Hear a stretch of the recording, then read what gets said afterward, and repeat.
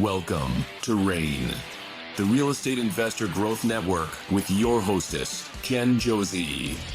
Join like-minded real estate investors and accelerate your business towards greatness. You will hear step-by-step strategies for success, interviews with real estate rock stars, and we will dig deep into past projects where we bear it all, including the good, the bad, and some just plain ugly. So get excited. Here's the bestower of Badassery herself, the real Jen Josey. Listener discretion is advised. Hi, and welcome back. I'm Jen Josey, creator of RAIN, the Real Estate Investor Growth Network. Whoop, whoop. On today's episode, we have a guest that will be sharing their badassery. But before we begin, here's today's Badassery Bestowment, my little badass gift to you. Today's topic is the importance of vetting lenders. In the fast-paced world of real estate investing, securing financing is often the key to closing a deal. But not all lenders are created equal, and choosing the wrong one can derail your investment before it even gets off the ground. That's why vetting your lenders is not just a step in the process, it is a non-negotiable. Here are 5 ways to vet your lenders before they show you the money. Number 1, check their track record. A lender with a solid history of funding deals on time is important. If they're new or have spotty reputation, proceed with caution. Always ask for references from other investors. Number 2, understand their terms, all of them. Interest rates are just the tip of the iceberg. Pay attention to hidden fees, prepayment penalties, and balloon payments that could eat up your profits. Clear upfront terms are a must. Number 3, communication is key. A good lender should be responsive, transparent, and clear about the process. If they're difficult to reach or vague in their answers, it could slow down your deal when it matters most. Number 4, know the upfront costs. Some lenders require a significant amount of money upfront, whether it's for origination fees, appraisals, or other costs. Be sure you understand exactly what's required before committing so you're not caught off guard. Number 5, avoid predatory lending practices. This one is by far the most important. If it sounds too good to be true, it probably is. Watch out for aggressive lenders who pressure you into signing quickly without reviewing the fine print. Some are even scam artists who promise easy funding or no credit checks but require hefty upfront fees. Once they get your money, they vanish without a trace. So, your lender should be a partner, not an obstacle. Take the time to vet them properly, read the fine print, and trust your gut. The right financing can make or break your deal, so choose wisely. Now, on to today's episode of the Real Estate Investor Growth Network podcast. We have with us Mitchell Jaworski. From corporate finance cubicle jockey to full-time investor, Mitchell has spent the past decade mastering both real estate and cryptocurrency. As the author of Scaredy-Cat Guide to Investing in Rental Properties and Scaredy-Cat Guide to Knowing What the Heck Bitcoin Is, he breaks down complex financial concepts into digestible, actionable insights. Mitchell also enjoys diving into deeper conversation of lifestyle freedom versus financial freedom, helping others understand how to build wealth while designing a life they truly love. It's my pleasure to have him on the show, so welcome, Mitchell Jaworski. Welcome. Man, that intro will get everyone's confidence pumped up. So I'm glad I'm sitting down. I mean, just listening to that intro, I'm like, all right, Jen's not messing around. I'm like, we got rock star intros. We're dropping knowledge on, bestowing knowledge on lenders. I'm thinking to myself, this podcast might go off the rails. We could just talk about dealing with lenders for the whole thing. I mean, I'm sure you've had enough experiences, and I know I have, learning as you go. First off, thanks for having me. This is going to be awesome. I can already tell. Your intro, like I said, is enough information to have a podcast on alone. And I'm just looking forward to being able to share, hopefully, a couple of additional nuggets. But the listeners already got a gem, and it hasn't even started. Well, thank you so much, Mitch, and I appreciate that. And we got to give a shout out to our mutual friend, Dave Kurzman, who introduced us, who has nothing to do with real estate. I've known him since middle school. You were like, I've known him for 20 years. I'm like, I've known him for 40. So pretty scary. I We're know not my that age. old. Exactly. But thanks, Dave Kurzman, for the introduction here. And I am excited to meet you. I'm from South Florida, where you currently are right now. So let's get this party started. How did you get involved with real estate? Oh, goodness. I'm trying to think of the short version because there's not enough time. It'll turn into one of those like 2-hour Tim Ferriss like podcasts if we do the whole journey. But we will cut to when I got to Florida. I relocated to Florida in 2004 for basically a really from New York. From New York. Accent will give it away at some point. Still have it all these years later. Well, when you move to North Carolina, they're going to call you a halfback because you moved from New York to Florida. Yes. But when you moved to North Carolina, you only made it halfway back. So we call those halfbacks. But anyway, keep going. No, you're correct. That term's been out there for a hot minute. And I got personally some friends that have done that. And hell, I have some friends that came to Florida and then decided that they wanted to go halfway back and ended up in North Carolina. Exactly. But so basically, it's a fun story, but we won't get into it. The short version is I got a job offer that was just too good to say no to. Didn't intend to move to Florida, but found myself working in corporate down in Boca Raton, and that's how I ended up here. A year and a half into that, I realized it wasn't my corporate job in New York I hated. It was just working that type of job I hated. I was an investor. I got basically addicted to the stock market when I was like 20 years old. I remember loosely trading stocks when I was in college.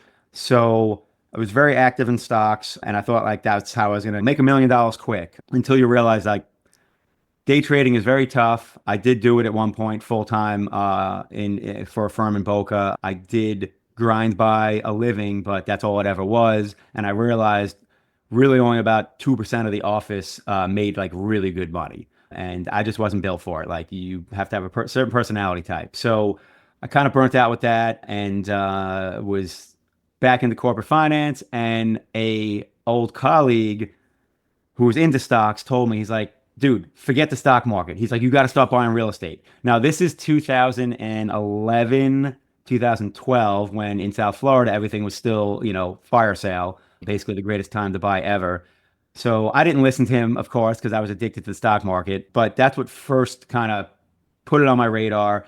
And then I got to the thinking of, all right, I got this day job. And it's like, like I'm actively trading stocks, but these are all active things to earn income. Like, how do I earn passive income? So that's kind of the big tagline with rental properties. It's like, assets that earn you income. So I was like, all right, I need to start getting assets that earn me income that don't require me to actually do something to create a capital event. So I started poking around, and I did exactly what you're not supposed to do. They say, no, don't rent to friends and family. Well, this is how I ended up with my first rental property. I'm at my buddy's house. It's football season. We're watching all the football, and his dad mentions that he's got to move out of his place because his landlord apparently stopped paying the mortgage and was getting foreclosed on. Oof. Yes, even though he was paying rent, I guess the landlord was in some heated battle with the divorce or whatever it was. So I look at him and I say, hey, if I buy a place that's like the same size, like 3 bedrooms, I'm like, and can rent it to you for the same amount, would you want to do it? And he's like, 100%. So that's really how it started. I found a townhome in Boynton Beach that I purchased, and then he moved in, and I became a landlord. And ironically, I didn't even own my own place. I was renting myself. So I bought an investment property before I even bought my own primary. But yeah, so that's how the ball got rolling. And then I just started slowly, old school, like saving for a down payment, buying a property. So I just bought locally. My first 4 properties were all within like 2 miles of where I lived because I was a big scaredy-cat, and I felt like I needed to be able to drive by them, which is hilarious considering now everything I buy is out of state. And for me, sight unseen, like my partners look at it, but I never even see these properties. I mean, we flip properties I've never even been in, never even seen. Wow. I take care of the numbers, and I handle the financial side and help with deal flow. But anyway, so yeah, it was a slow burn because I was still in corporate. And then in 2017, the company I was working for, there was a big merger going on, and I knew that at that time I was actually working as a consultant as opposed to like an actual W-2, and I knew they were going to cut all the consultants, and I had planned on making the jump sometime, but it wasn't then because I didn't have enough rental properties yet to cover my income and all that. Right. And the best thing that happened with that was it made me actually look at, well, what do I spend? What does it cost to live?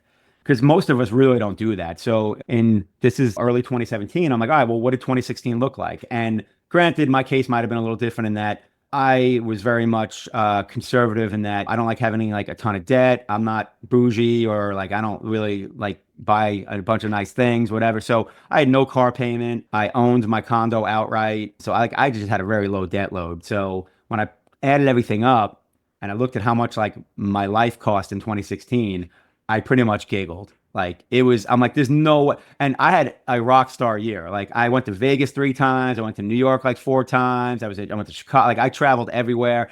Honestly, I was in a little bit of a party phase. I went out in Delray probably every weekend. So I'm like, how did I only spend this much money? And once I realized that, I'm like, you know what? I'm not looking for another job. Love So it. yeah, that job ended, and I had already been working from home for 3 years at that point. So I'm like, there's no way I'm going back to an Ugh. office. Nope. I agree 1,000%. Well, thank you for sharing that story. And this is a very overused term, but it was a blessing in disguise Yeah. that happened to you. I love that. So many of the listeners are still actually working in their W-2s right now and looking for the right time to leave.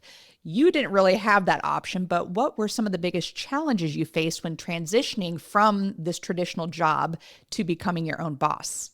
So the reality is like I was targeting actually 2018 as my date to make the jump because obviously get more rental properties, build up that residual income.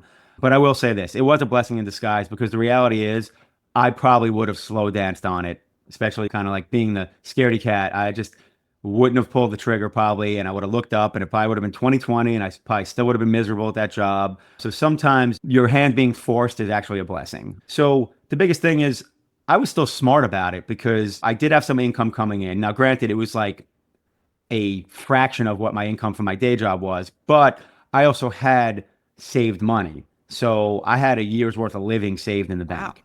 Yeah. So I knew that, all right, well, I can do my thing here for at least a year. And if everything goes wrong, I'm solid for at least a year. I've talked to a lot of people that want to jump from their W-2, and I know a lot of people that have. And I always tell them, I'm like, listen, I get it, and I am always been a proponent of get out as soon as you can, but at the same time, don't. Because there's so many advantages of having that W-2. One of them is, and you talked about it in your bestowment, is lending. Yes. And I bought a property. The last deal I bought in Florida, ironically, was 2017. And I literally bought it just because I knew it was the last opportunity for me to get a regular loan. It was a mediocre deal. I mean, obviously it worked out because appreciation here has been stupid.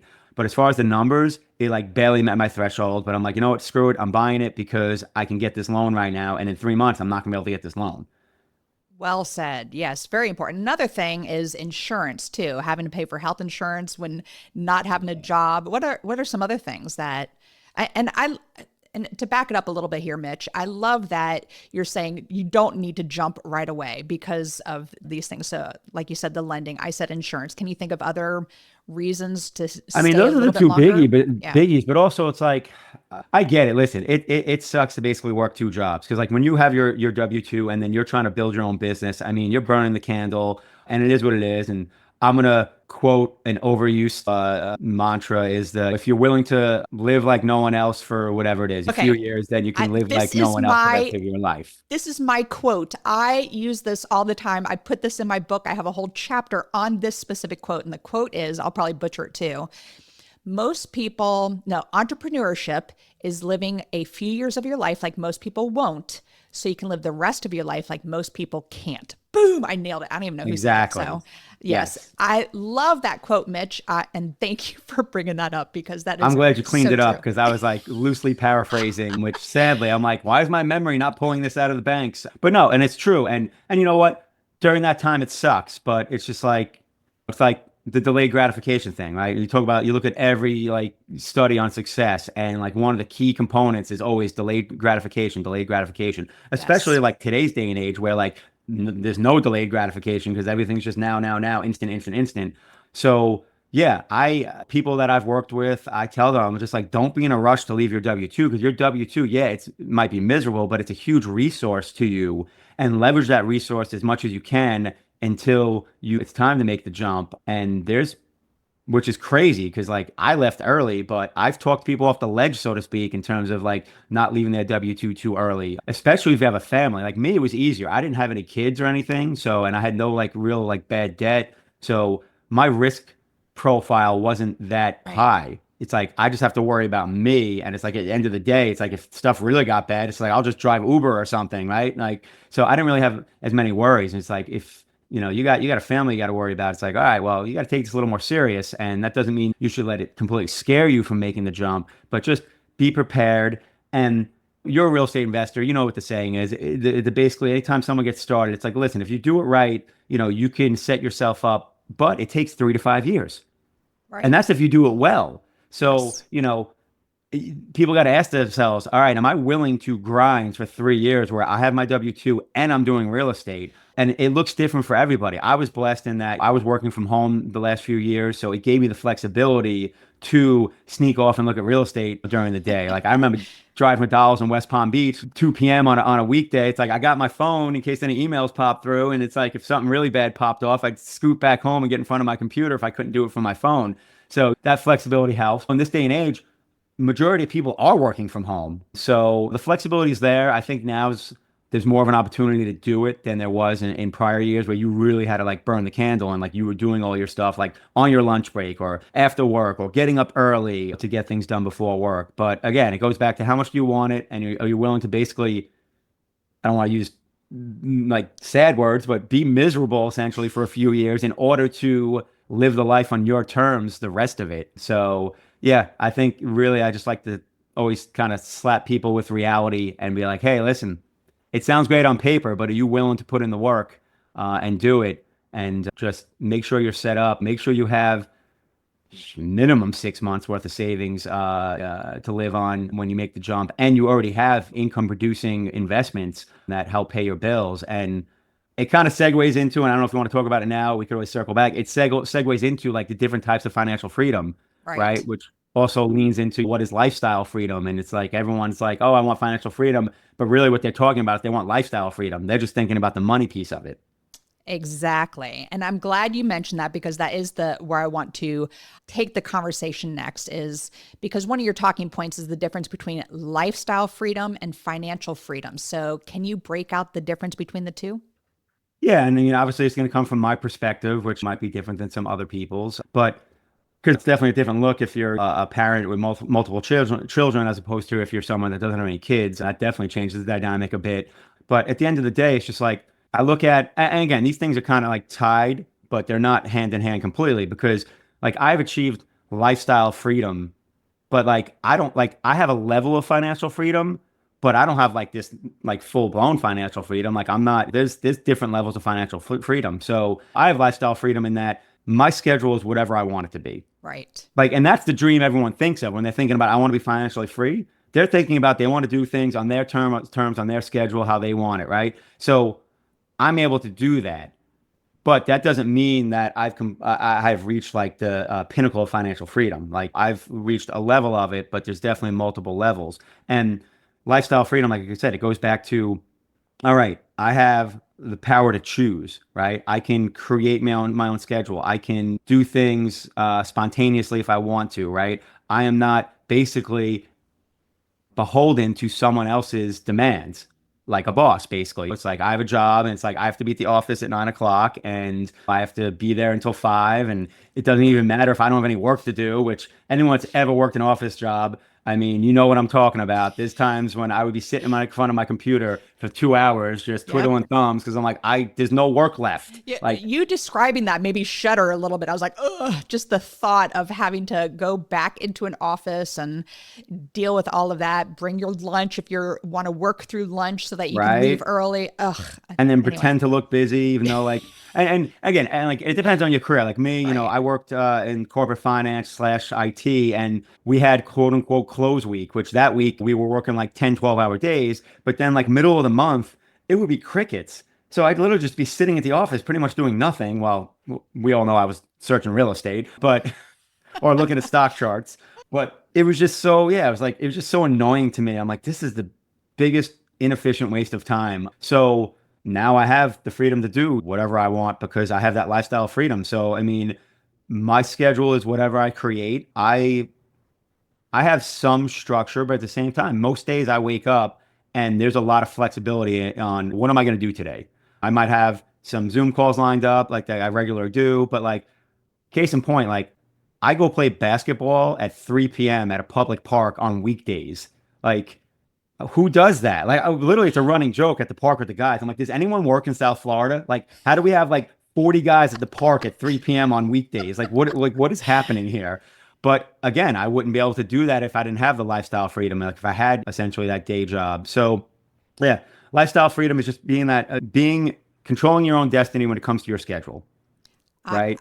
I love all of that because one of my questions at the very end of of our podcast is going to be, what does success mean to you? And so many people say freedom, that word freedom, but for me, it's choices. Yes. And I feel like that lifestyle freedom allows me the choices. And yes, having financial freedom, again, and you mentioned I feel like you are more so, you have the financial freedom, but not compared to others. And a lot of times that is one of the biggest issues with talking about financial freedom is that comparison to what other people are doing. And you said you're not bougie, and because these people are driving these fancy cars and doing all this. And so I'm with you on that. I love the whole thought of lifestyle freedom. And by the way, if I was down there in South Florida, I would meet you at that court at 3 p.m. because I am a power forward myself.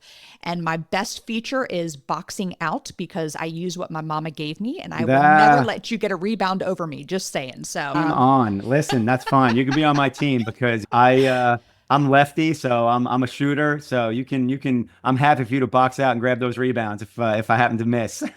Very good. But yeah, I honestly, I like that you used the word like being able to like choose, like that freedom of choice. That's really what it is. And again, we create our own prisons in a lot of ways. So that is what it is. It's like, all right, well, what kind of lifestyle do I want, right? And then it's like, well, how much does that cost? And it's like the more expensive your lifestyle is, the basically higher dollar amount you're going to need to bring in to create that lifestyle freedom. So for me, it's like my first thing was like, well, I just want lifestyle freedom, as in I don't want to have to answer to someone else. I don't want to be on someone else's timeline, right? Those are my two biggies. So it's like, well, how do I get there? And it's just like, all right, well, I do need to have some financial, I don't even call it financial freedom, because at the end of the day, like your first level is, all right, what does it cost me to live, right? Like what is, to keep a roof over my head, to feed myself and my dependents, right? To pay my insurance, to put gas in the car, and to occasionally go out to a dinner with friends, right? Like kind of like the bare minimum of just not being a miserable person, right?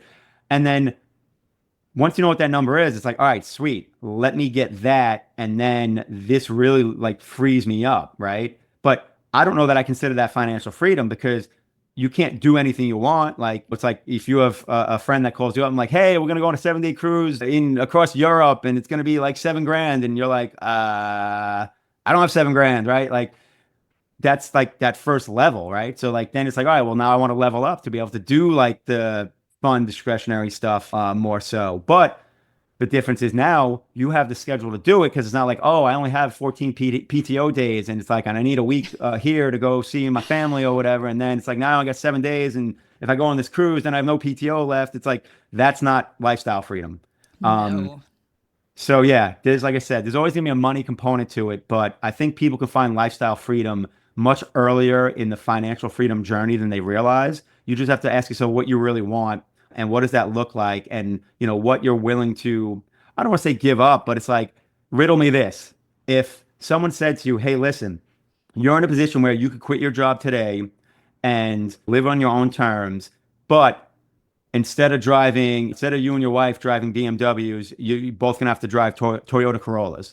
Like, to me, if you're not willing to drive a Toyota Corolla to be able to leave your job, we're not peoples. Like we're not meant to be friends. Like because Exactly. like how much do you really want it? It's like what's more important, like keeping up with the Joneses and appearances. And I listen, I joke and say like Adam Sandler's my like spirit animal I because can't believe you just brought him up. He's married. His wife is from Coral Springs, by the way, where I I grew did up. not know that. She went to Coral Springs High School. Dude, that's nuts.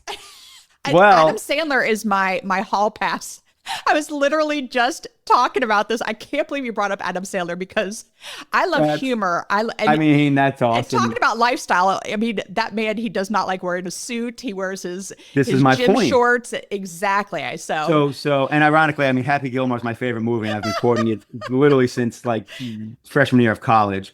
That's the thing. It's like this guy is worth like probably what, $1 billion, like, and Right. he literally looks like a bum. Which I mean, don't get me wrong, I'll dress up nice when it makes sense, but it's like I don't like he doesn't like he gives zero Fs. It's just like, Exactly. and I love that, which he's completely comfortable in his own skin.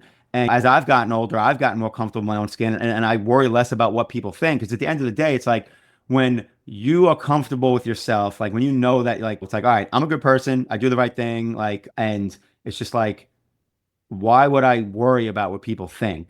Like, Right. I'm not like, it's like, I'm not an a-hole. It's just like, so I think a lot, and that's the funny part is I think it's the people that actually are nice are the ones that are usually the most self-conscious, worried about what people think. And Exactly.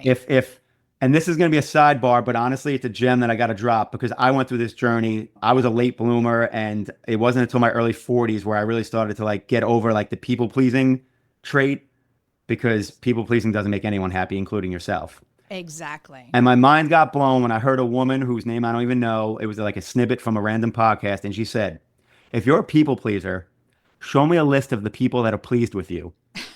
And my mind went, poof, and that was it. Like it was literally the straw that broke the camel's back. And I was like, the list is nobody. And if it is, it's one or two people, but they like it'll come off it and back on it and off it and back on it. Like even if it's your spouse.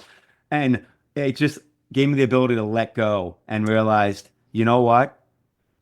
You're a good dude. You always look out for people. You're always connecting people. Like you do the right thing. Like stop worrying about if people like if people like you and like and like living your life to just please others. Like you also have to look out for yourself. It's like to put your mask on first before you help. It's like so anyone that's struggling with being a people pleaser, just remember that line because the list it doesn't exist. So That is just so true. be a good person rather than being a nice person. Absolutely. And this talk about Adam Sandler has me thinking about navy beans, meatloaf sandwich. All right, I'm done. Oh, I Sloppy can't even start Joe, Adam Sandler sloppy. quotes, otherwise we'll know. get nothing else done. You don't even know. You have no idea. I can't even do it. Chalamet. That's I've been quoting the scene in Happy Gilmore with women for years where the first girlfriend goes to leave him. It's like just, we're not even going to get into it. okay. All right. So I love everything that you're saying. And I know mindset is a huge aspect of you running your business. And how important is it when making investment decisions, when running a business, sticking to the right mindset? So you know what? I'm gonna just kind of touch on what was personal to me because being very risk adverse and being a scaredy cat, that was my biggest limiter. And some people are the other way. Like there's other people that are the go for it type people, and those people often have to be careful they don't blow up because they go so hard so fast. And it's great when it works, and then all of a sudden it's like boom. But for me, it's just don't let the fear stop you. My only and I don't even like using this word, but for convenience, my only regret in my investing is the things I didn't do. And that's not to say I still didn't make some mistakes, but the reality is like if you're not making any mistakes, you're not trying. Right. And that's something I really had to keep saying to myself because like I always and Gary Vee said something that really like hit me because I used to wear like a badge of honor the fact that like I never lost money on a real estate deal. Like I was whatever it is, like 16-0 or whatever the number is. It's probably higher than that now. I'm going back some years. But Gary Vee once said, he's like, everyone's so worried about like not making a mistake or not taking a loss. He's like, and while you're 12-0, I'm 115-17. And I was like, which one's better? And I was like, well, obviously you got 98 more wins. Like yours is better. So that's when I started to become a little more aggressive and realize like you're not like don't chase perfectionism. Like it doesn't exist. No matter how careful you are, you're still going to have stuff that doesn't go right. And by doing that, you've also missed a bunch of opportunities that would have went right. So I look back, especially with real estate, and all I do is look at all the properties I didn't buy that, and don't get me wrong, there's bad deals that I avoided, but they were clear, like all the stuff that was on the borderline. And I just was too scared to pull the trigger. And looking back, I'm like, when I look at it now, because obviously I have way more experience now, I'm like, that thing actually was a layup. Like, why was I thinking that was like something to worry about? But you don't know what you don't know. You're scared. I mean, listen, I lost out on a couple of good deals in Lake Worth because I'd never used hard money before. Like, this is going back to like 2015. Wow. So this is 10 years ago. Like, I hadn't used hard money, and like it kind of scared me. I'm like, I don't know, like, oh my God, high interest and points, and what am I gonna do if I can't like refi and worrying because I'd never done it yet. So I was worried about all the what ifs of what can go wrong instead of what could go right. So I procrastinated, and then by the time I like actually pulled the trigger and then got like proof of funds lined up with them, this, that, and the other thing, and got my offer in, they already accepted an offer. I became the backup offer and didn't get it. There was 2 single family houses, and they were steals. I mean, single family houses in Lake Worth for like, we're talking like $180 that needed like, they probably needed like, I don't know, 30 grand in work. It wasn't even that bad. Like, this is back when, because that was the like 2014, 15, when I got started in 2014, like that was the tail end of like the super layups, as I call them. Cause like from 2010 to 2013, you were basically buying like winning lottery tickets without knowing it. Like just buying properties for pennies on the dollar, right? Right. So 2014, 2015, there were still good deals, like literally on the MLS. And then that died quickly after. So yeah, just don't let the fear paralyze you. Be wary of analysis paralysis, because I'm a numbers Exactly guy. what I was going to say. Yep. Yeah, so I'm a numbers guy. So I would just paralyze myself, running the numbers, running every scenario you can think of, which, sidebar, you should. Like, anytime you Yes. run numbers on a property, I run 3 scenarios, and it's basically best case, middle of the row, worst case. And if my worst case scenario is going to meet my minimum standards, then I know it's a fucking green light and I don't even go. Pardon my French. No. No, this is the Badass Podcast. It is. I was doing good, and then the New York finally came out. The New York has arrived. So I love the analysis paralysis. I am married to a finance guy myself, so we balance each other very well. But I do like that he has a lot of those checks and balances. But do you see any other mindset mistakes that investors make? One for me that I see in a lot of investors is imposter syndrome. Oh, yeah. They don't want to do anything until they know everything about a certain topic. And I'm a big believer in learning by doing. So pushing people out of their comfort zone. Do you know of any, or can you think of any other mindset mistakes that newer investors make? Oh, goodness. I mean, I want to ponder, but I kind of want to grab a hold of the imposter syndrome Go ahead, yes. loop that you just threw out there, because that one is very real. I've seen it I have some friends that have become really successful and have really successful podcasts on top of that. And they even talk to me about imposter syndrome. And I'm like, I get it, because that and the goal thing. So I'm going to give you a quick example. So I remember years ago when I was doing my thing in Florida. I owned my real estate in Florida. I hadn't started doing out of state yet. And I have a friend / mentor who I would meet with for lunch once a week. And one day he called me out. And he's like, dude, what is wrong with you? I'm like, what do you mean? He's like, do you hear yourself? I was like, how? He's like, you talk about yourself like you're a failure. He's like, you're a successful real estate investor. He's like, you own cash flowing rental properties. And the problem was, all I looked at was the goalpost. Like I had like 5 rental properties or whatever. I was bringing in X amount of income, but I was only like a third of the way to where I wanted to be and where I thought I needed to be. So in my mind, I had accomplished nothing. And he was just like, dude, you're a successful real estate investor. He's like, it doesn't matter if you haven't gotten to your final goal. He's like, you're already. And then it kind of like gave me an epiphany. And I apologize because I'm going on a tangent, but I started doing a morning routine, and this morning routine changed me. It's what really helped me grow into my confidence. And part of that morning routine was every day I would write out 5 gratitudes. Love it. And one of the gratitudes I would write every single day. I did this process for like a year and a half. You think I would do it every day of my life, considering the effect it had. But every day I would write, I'm grateful that I have cash flowing rental properties. And by writing that every day, I started to realize like, dude, I have cash flowing rental properties. Like I'm a successful real estate investor. Yes. And I finally started giving myself some credit. And that helped me to an extent let go of the imposter syndrome, at least when it came to being a real estate investor. And also realizing like you're always going to find people that know more than you, and you're always going to find people that know less than you. So I have gone on stage and spoken at events about real estate investing. And it's just like, I'm thinking about it. I'm like, well, I do small multifamily, and it's just like, and I do single family and small family flips. And it's like, I haven't bought a 80 unit building. Like, what do I belong on this stage for? But then I realized I'm like, well, anyone out there that has done less than I've done clearly can get information from me and learn something. Yep. So we always do the comparison thing. We FOMO, but at the end of the day, when it comes to imposter syndrome, just always remember, it's like, all right, do I have experience or knowledge that can help somebody? And if the answer is yes, then let go of the imposter syndrome. It doesn't matter where you are in your journey. There's someone that hasn't reached the step you have had. And if you can help that person, then therefore it's worthwhile. And it doesn't matter if there's other people in the room that know more than you, because you're not there for them. You're there to help the people that know less than you. The people that know more from you, those are the people that you're going to learn from. Huge. And I will use this analogy. If I wanted to learn how to play golf, which I don't ever, I would not go to Tiger Woods and say, hey, can you teach me how to play golf? I want to go to someone who's a couple steps ahead of me to show me how to golf, which I will never do because, well, I mean, there is drinking involved, so I may be convinced to do it. I mean, that's a lot of golfing. People golf just for the drinking and the networking and potential deals. I always joke and say, I'm not going to learn how to golf until I can't play basketball anymore.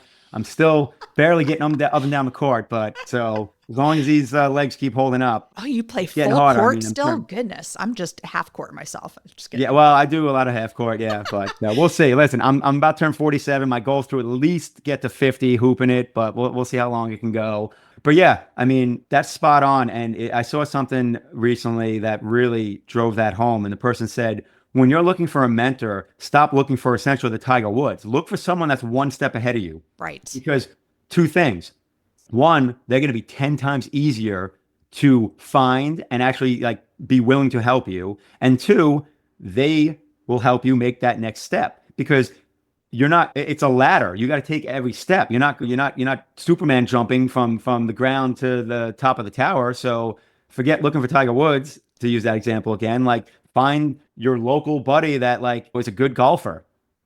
Exactly. And then when you get as good as him, then talk some smack and then find someone that's a little bit better than that. And that's what people I think should do with business and investing. So again, that goes I think back to the whole imposter syndrome thing. If you have something of knowledge to offer somebody, then why are you worrying about being an imposter? Like not everyone's going to be Tiger Woods, not everyone's going to be Elon Musk. Thank God. I'm just kidding. All right. Well, before we go to the second part of the podcast here, you have written 2 books and you have mentioned it multiple times, and I cannot wait to hear where this title comes from, but that you have the phrase Scaredy-Cat Guide in both of the titles of your books, and you're writing a 3rd book now too. But tell me, where does Scaredy-Cat Guide come from? So again, like I said, I was always risk adverse. My thing was I always had to focus on putting my foot on the pedal as opposed to pressing the brake. Everyone's built, we're built one way or the other. We're either the greed type or the fear type. And people that are the go for it type generally can build big things pretty fast. They're also the type that can blow up because they're always just putting it down. So for me, I was always fear-based and too careful. So it's all right. I have to be cognizant of this and force myself to be more aggressive because at the end of the day, I'm a scaredy cat. And I guess it's just a term like when we were younger, oh, don't be a scaredy cat. And then my thing was I started this brand and I had this vision at one point. It's not something so much anymore where I was going to I'm going to create this series of books. It's going to be kind of like the for dummies type of guide. So I'm like, all right, it'll be Scaredy-Cat Guide 2. And it could be whatever topic. It could be real estate. It could be crypto. It could be financial freedom. It could be whatever topic you can think of. So that's kind of how I stumbled into the whole Scaredy-Cat Guide thing. And also the aim was to help people that were risk averse like me. So I'm like, all right, well, this title obviously will attract those people. So that's kind of how it started. And I just I'm a writer. I used to blog regularly for a long time until I kind of burnt out. So that just led into I wanted to write a book. So I wrote an intro to real estate investing, mainly an intro to like rental properties, like complete newbie book, like buy your first property, manage your first property. Like this is what closing looks like. This is what a sales contract looks like. This is what a HUD looks like. All the things that I wish I would have known. Right. Because like my first rental property I bought, it should have been the happiest moment of my life. I walked out of the title office angry, frustrated, and feeling miserable. Like the deal almost fell apart. All the people I was relying on, like didn't like, because I was relying on my real estate agent. I was relying on my mortgage broker. And like when we got to the 11th hour, they were all like MIA. The only reason the deal actually got done was because of the seller's agent was a rock star. And she literally like carried everyone over the goal line. So that was my big motivation to write that book. I'm like, I don't want anyone to have this experience that I just had. Like this should be like one of the proudest moments of my life. I just bought my first rental property and my first property period. And I walked out of that title office angry, frustrated, and wondering if I made a bad choice. Right. So that's how that book started. And it's a complete newbie book. Anyone that hasn't bought a property or maybe bought their first property and looking to buy their second one. And then it kind of became the same thing with the crypto book, because in 2020, I think it was, I'd be going to my local real estate meetups, and just crypto was so hot that half the meetups, like we'd be talking about crypto. And a lot of times at the end of it, I became like the crypto guy in the real estate world. And people would come up to me and they're like, hey, listen, I'm interested in buying some Bitcoin or hold some crypto, but like, I don't understand what the heck it is. And I kept hearing that over and over. Like, so I'm like, well, I already know what the title of the book's going to be. So that's how I came up with Scaredy-Cat Guide to Knowing What the Heck Bitcoin Is, because it's literally what people kept saying to me. Like, what the heck is it? So I wrote basically what it is. I call it a booklet because it's only like 55 pages. I'm like, there's no reason to fluff this up. Like, I want people to be able to have something, a resource where the light bulb can go off and do it as quick as possible. And that's what that book does. It's going to take you from, I don't know what this is. It's this magic internet money to, oh, I understand what it is. I understand what a crypto wallet is. I understand what an exchange is. I understand how to like safe keep my crypto and what a blockchain is. Because that's really all you really need to know is those basic things. And it saves you from doing anything stupid so you don't end up like one of those news stories like the guy in the UK that was trying to like get a dump like dug up because he had thrown out a computer that had like 100 million in Bitcoin or something. And I'm like, guy, you should have your secret phrase. You don't need your computer. Like it's on the blockchain. That's the whole point of the blockchain. So we won't get into the crypto lesson, but let's just say this guy messed up and if he had done things right, he could have just downloaded it onto another computer. So again, it goes back to, I like helping people make good financial decisions, or more so prevent them from making bonehead financial decisions. Because the reality is we live in a world when, unfortunately, the quality of your lifestyle is a lot dictated by what finances you have. So if you can make a few better choices and therefore have a better life, right? I feel like that's just, I don't know. That's my way of, I guess, helping make the world a better place. And teaching people they don't have to be a scaredy cat. And I love the forward thinking of, I'm going to keep writing books. And so you have a whole theme there. I love all of that. So Mitch, you shared some amazing tips and tricks and everything. I did a Badassery bestowment at the beginning of the podcast. Do you have a quick nugget to share with the listeners? I mean, I'm a quote guy, so I think that's the easy button and the quick version. So one quote that I love is from Jeff Bezos, and he said, "Be stubborn with your vision and flexible with the details." Ooh. And that's something that I wish I would have came across much earlier, because you're not, I mean, you know this as a real estate investor, like whatever you think the path is to that goal, that's not the path. Like there's going to be zigs, there's going to be zags. You're going to exit off the freeway and have to take local roads for a while and then get back on the freeway. So that's keep the vision down on the horizon. You still have your eye on that mountain, but know that, that highway you thought you were taking directly to that mountain. Yeah, that's not happening. And you have to be okay and not stubborn. And it's like, hey, there's a 5-car pile up on the highway. I should probably get off and take a local road. Take the local road. Don't be stubborn and be like, no, this is the way I'm doing it.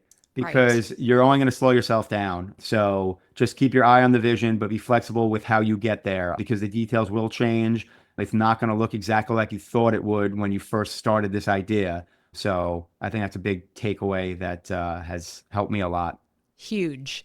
And that is, again, be stubborn with your vision, but flexible with the details. I love that. So we are going to move to the second part of the podcast here, Mitch, and it is what makes you a badass. And I use the acronym BADASS, and the first letter is B for book. What's a book that's made a huge difference in your life? This was a tough one because I'm like, I have to just pick one. Catch me on a different day and it'll probably be something different, but this is definitely one that's an awesome read. Everyone should read because it does bestow a ton of financial literacy. It's Tony Robbins' Money, Master the Game. Great book, especially if you still have a W-2. A really great book because he talks a lot about 401ks. And I'm going to tell you right now, nugget, if you have a 401k and your employer is not matching, do not have a 401k. It doesn't make sense. It costs, you're paying extra fees. You should just have a self-directed IRA. So make sure your employer is matching and make sure you max that match. If you do not, don't even have a 401k because you're paying more in fees than you should and you're limiting your choices. Not financial advice. I'm not a financial advisor, at least not anymore. I was in a former life back when I lived in New York.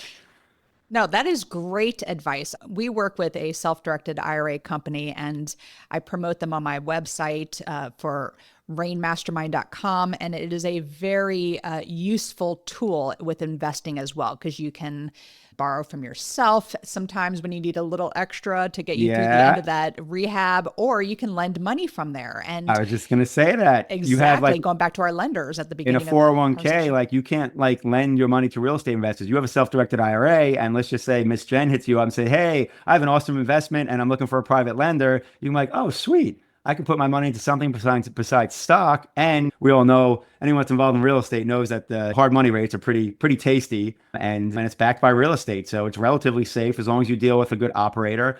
And that's the same thing as you talk about vetting lenders. Same thing. If you're going to, like, I have a private money lender I use. And the reason that he lends money to me is because he knows my track record. He knows me and he knows that I know what I'm doing. And at the end of the day, it's a low risk investment. So vet everyone, vet your lenders, vet whoever you're going to invest money with, their track record and all that. And at the end of the day, it's like, we all do business with people we know, like, and trust. Yep. So if you cover those three things, you're usually going to be good. Obviously, there's no guarantees. Plenty of people know, like, and trust Bernie Madoff.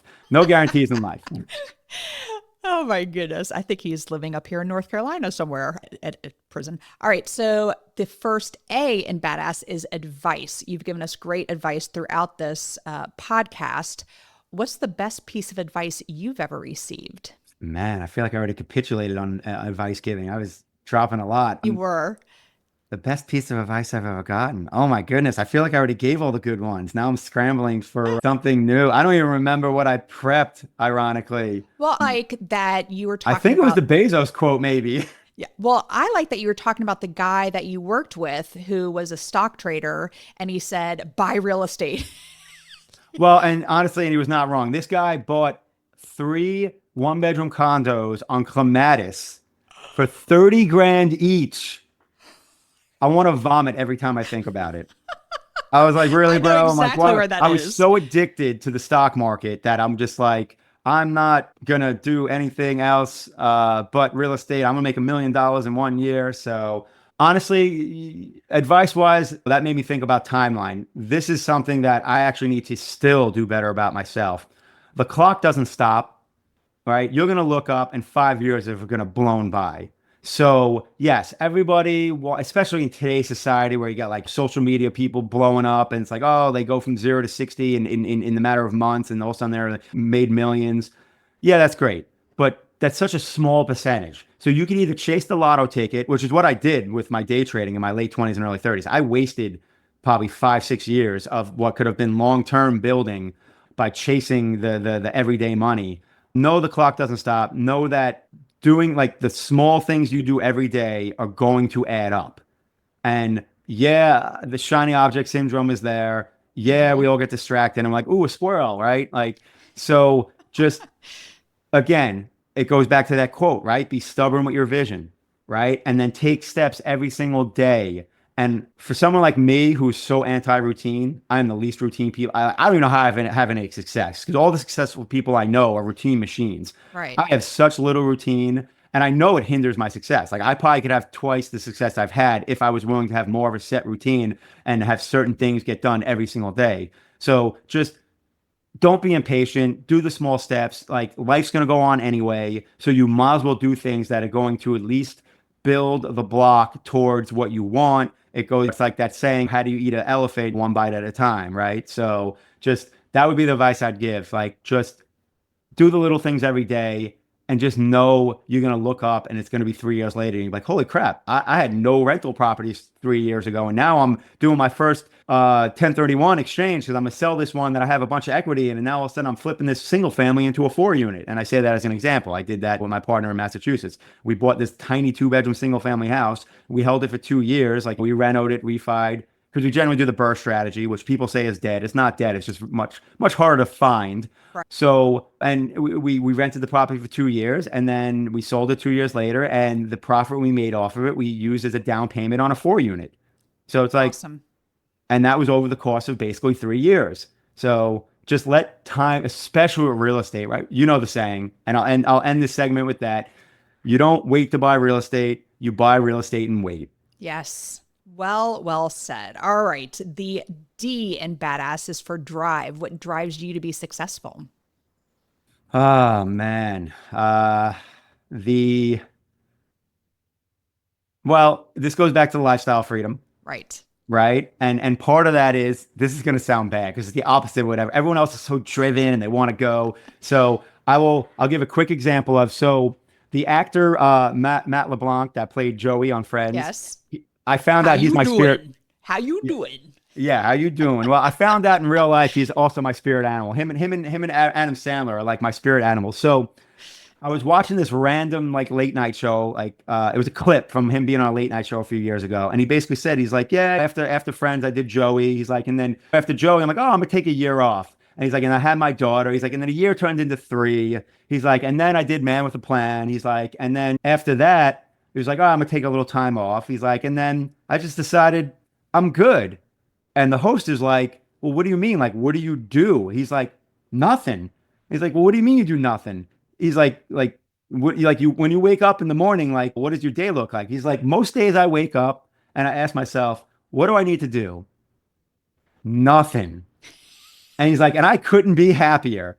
And I was like, this is me. Like, yep. I have so many friends that are super successful and they can't shut it off. They're just achievers. Go, go, go, go, go. And my problem is I have to constantly make sure I keep it on enough because I enjoy doing nothing. Like, it is my happy place. Like, I like to just chill. And no one ever sees it coming because, like, they see this person that, like, they see that, like, all right, you left your day job, you're successful, like, you have your own business, you work for yourself, like, you have this lifestyle freedom.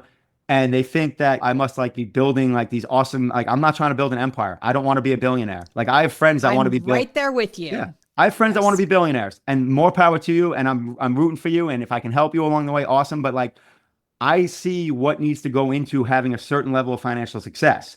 And I don't want to do that. That's not lifestyle freedom to me. That's me basically just, instead of working for someone else, now I've created my own prison where it's like I have I look at these guys' calendars and I almost like get chills because every day is just stacked. Ugh. And I was like, that's not the point. The point of leaving my job is so I can enjoy life. Like, so that's the biggest question everyone should ask themselves. And we were talking about this earlier in terms of that lifestyle freedom versus financial freedom. Like, ask yourself, what do you truly want? And if it's, you want to be a baller and you want to have a private jet and you want to be like Grant Cardone, do it. Just know you're going to be on the grind. Like, you're going to be grinding. That's like, you're going to live, eat, and breathe your business. And that's fine if you enjoy that. If you want to be able to chill a lot more and have that lifestyle freedom, that's going to be a different financial picture. So you got to find your happy place. And that's why when people always ask me for like financial advice, I'm like, listen, that's a very personal question because my goals, my tolerance, my flexibility is very different than yours. Right. So all I can do is listen to what you say you want and then give you my opinion. Huge. I think we need a Scaredy-Cat guide to lifestyle freedom. I think that should be a book coming up. Just planting that seed for you. I mean, Mitch. Let's just say the book title that I don't want to share that I need to write is that book, just an even cooler title. Oh, I love it. Perfect. I'm so happy to hear that. All right. The second A in badass is for aspiration. I'm a big goal setter. So what is a goal you are currently working on? Oh man, let's see. I mean, there's a couple. So this one's going to be a little more esoteric instead of something tangible. So I get a buddy, and it's all walks of life, right? So I have a buddy. I know him from playing basketball, but he's a big faith guy. He's a teacher at Boca Christian, and he's big in his faith. And so he does something though that because you can learn something from everybody, whether you're vibing with them or not in terms of their lifestyle. So he does something called Word of the Year, which there's apparently is a guy wrote a book about it or whatever. I never heard about this though. So he's been doing it for 5 years, and I'm thinking about it. I'm like, word of the year. I was like, what? He's like, you pick one word that's going to be like your foundation, your theme, your mantra for the year. And I'm like, I'm way too long-winded to pick a word. Like it needs to be a phrase. But then I sat and I thought about it for a minute, and I thought about like what my recent frustrations were and like how I was going about the world. And my word became bravery. My word for 2025 was going to be bravery. And this goes back to the people pleasing thing that I like had recently just kind of like started to, and setting boundaries, which is one of the reasons I kind of even backed away from a lot of coaching stuff, because like I was bad at setting boundaries and then protecting my time. Right.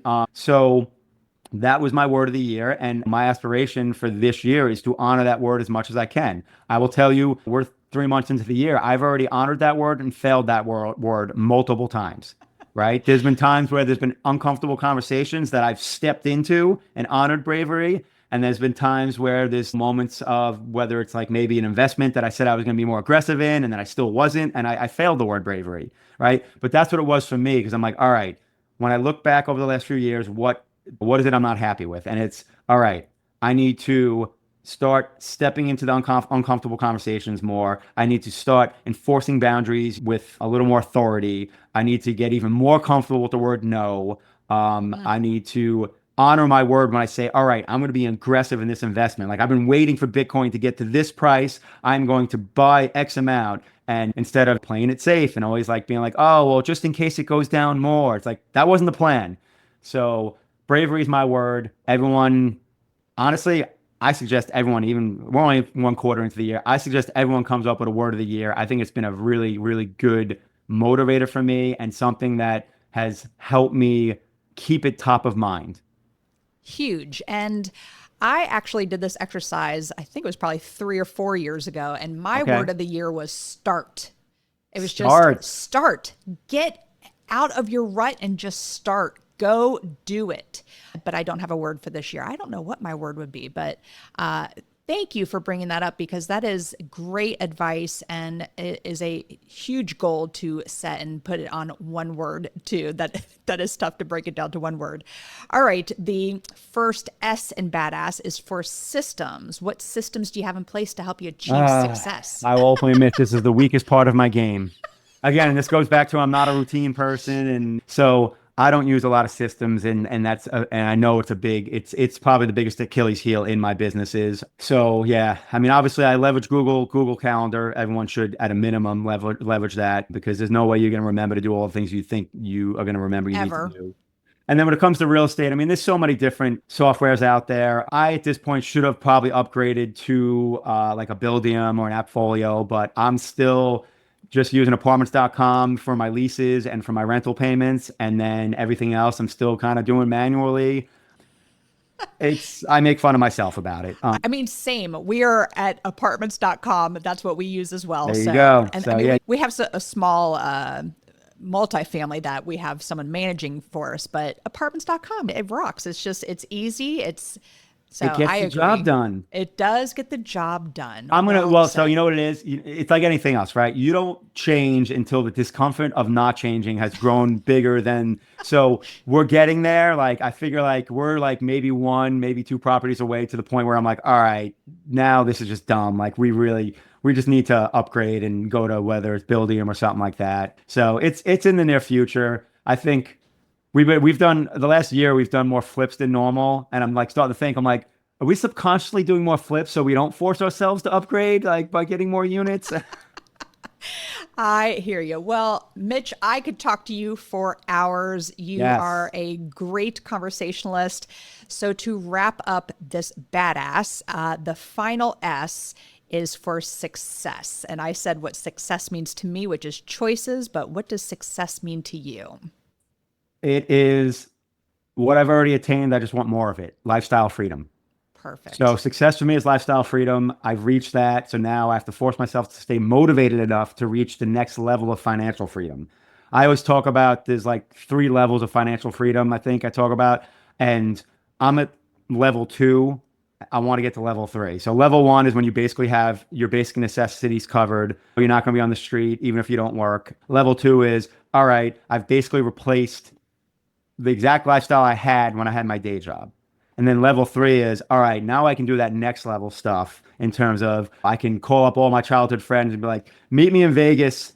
Like, don't worry about it. I got it. Like creating experiences for the people you care about that they otherwise wouldn't be able to do.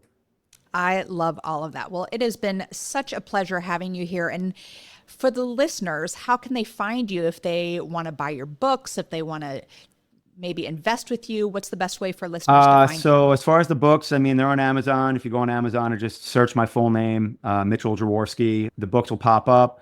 I do have my website, scaredy-catguide.com. There's a lot of good information on there. A lot of it is dated, but luckily with real estate, that information is good for a lifetime.